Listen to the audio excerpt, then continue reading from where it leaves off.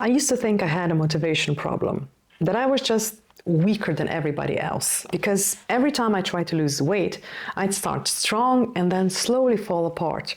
A few days in, maybe a week if I was lucky, and then I'd go right back. Back to the same habits, back to the same body, and back to the same quiet disappointment. And over time, that disappointment turned into something heavier than the weight itself.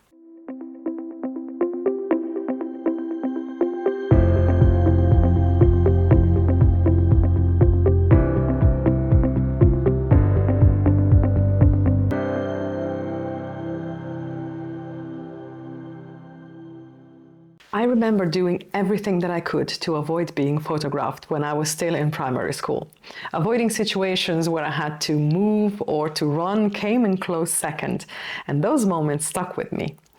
It was nothing unusual not being able to keep up when we were hiking. I had chest pains and I had difficulty breathing, and I had to sit down every couple of meters. I was just watching my friends just fly up the hill, and I became very good at inventing reasons not to join in the fun.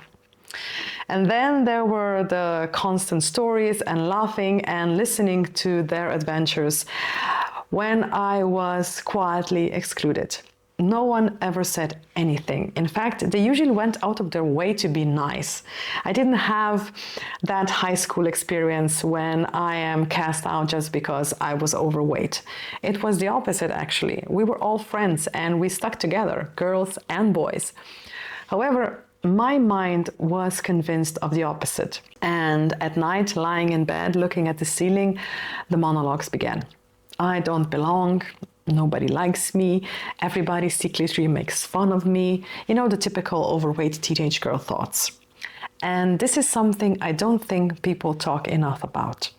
The slow, invisible exclusion, not because everyone is trying to hurt you, but because you start removing yourself.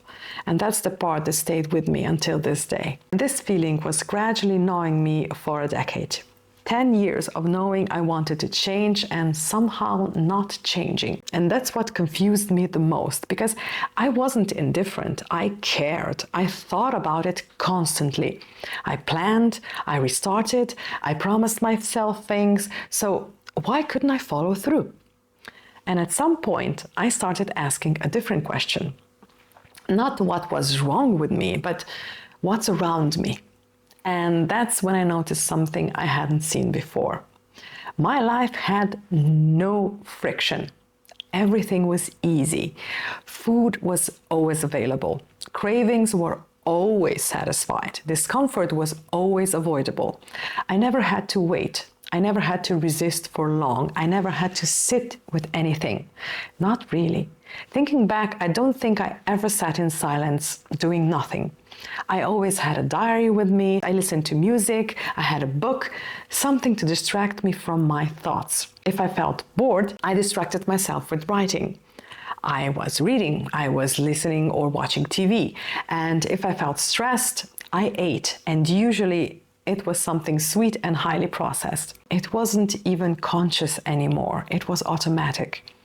And the more I thought about it, the more it bothered me.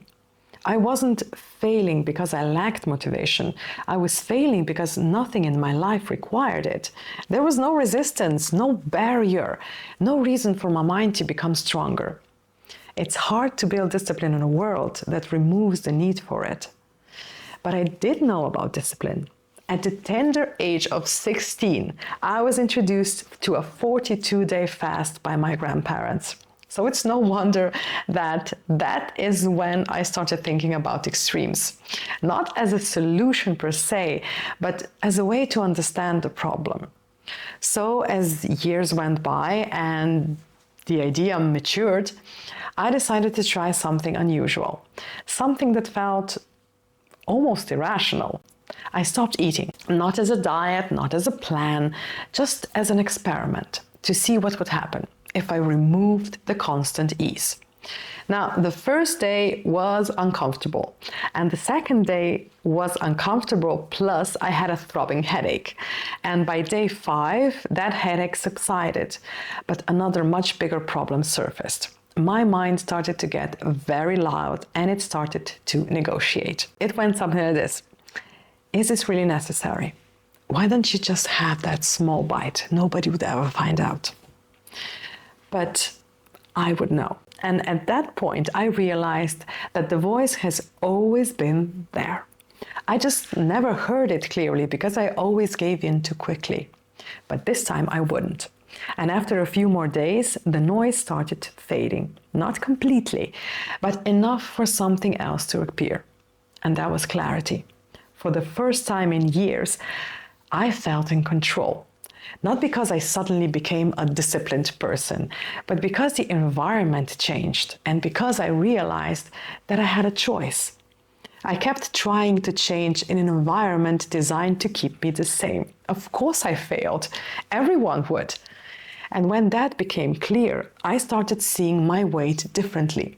Not just as a physical issue, but as a reflection of the system I was living in. A system where food is engineered to be irresistible, where comfort is always one step away.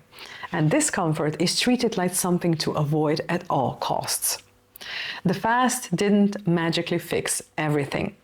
But it did show me something I hadn't seen before, that discipline isn't something you have, it's something that appears when there's something to resist. And without that resistance, there's nothing to build. And that idea stayed with me, because once you see it, you start noticing it everywhere.